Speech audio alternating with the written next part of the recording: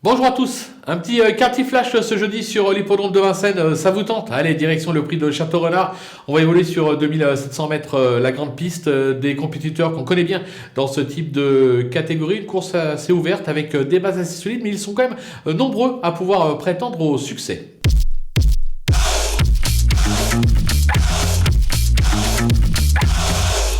On attaque nos bases avec le numéro 15, Jack Ozaz. Il sait lire et écrire à ce niveau. Il est cette fois pieds nus et avec le patron aux commandes, JMB.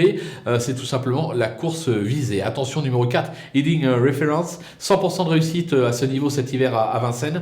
Nicolas Bazir l'a déjà mené au succès. Lui aussi s'annonce redoutable, tout comme le numéro 5, Dragster de Beaumont, qui affiche 100% de réussite depuis le début de ce meeting d'hiver de Vincennes. Il excelle sur ce parcours et à ce niveau. De nouveau, il peut ambitionner de jouer la gagne. Les opposants avec le numéro 11, Diablo de Caponnet, qui n'est pas sorti des 4 premiers cet hiver. Il a gagné à ce niveau et sur ce tracé, c'était fin décembre. Toujours extra de forme, lui aussi pourrait bien tenter de grappir une place sur le podium. Le numéro 16, Duxor de Guèze, qui a joué de malchance le dernier coup. Il a déjà prouvé son aptitude à ce niveau et sur le parcours. On en attend un complet rachat. Le numéro 14, Fakir Mérité, sa forme est sûre, comme l'atteste ses dernières performances, c'était sur l'hippodrome de Bordeaux. Il a gagné une étape du GNT à Toulouse l'an dernier. Il a déjà bien fait à Vincennes. Attention, son entourage ne cache pas avoir visé cette épreuve. On va donc lui faire confiance. Le coup de poker, ce sera le numéro 9, Freeman.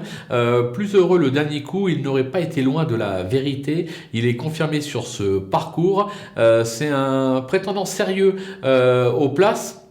Même à la gagne, moi je me dis, parce que voilà, c'est un cheval qui est pas toujours très chanceux, comme le dit son entourage, mais le jour où il va avoir un parcours limpide, il est capable de leur faire très très mal. Attention à lui. Les outsiders avec le numéro 13, Carioca, qui a mis du temps à revenir à son meilleur niveau, mais sa récente prestation atteste un net regain de forme. Sur sa lancée, il doit être capable de nouveau de jouer un bon rôle. Je pense que c'est plus pour les places que pour la victoire. Le numéro 12, Doux Parfum, on connaît par cœur ce cheval, il vient de courir en progrès sur ce parcours. Sur ce qu'il a fait de mieux, il pourrait jouer les tout premiers rôles. Je pense qu'il est un tout petit peu moins bien, un peu vieillissant, assez logique. Donc ce sera plus pour une place que pour la victoire. Le numéro 10, Dénicheur du Vif, la qualité et son aptitude à la piste n'est plus à prouver. Maintenant, je le trouve un petit peu moins tranchant cet hiver, raison pour laquelle je le mets un petit peu plus bas. Le numéro 7, Elliott Dambry, qui a réalisé une belle saison 2021, mais semble quelque peu marquer le pas ces derniers temps, comme l'atteste son récent échec. J'hésitais à le garder.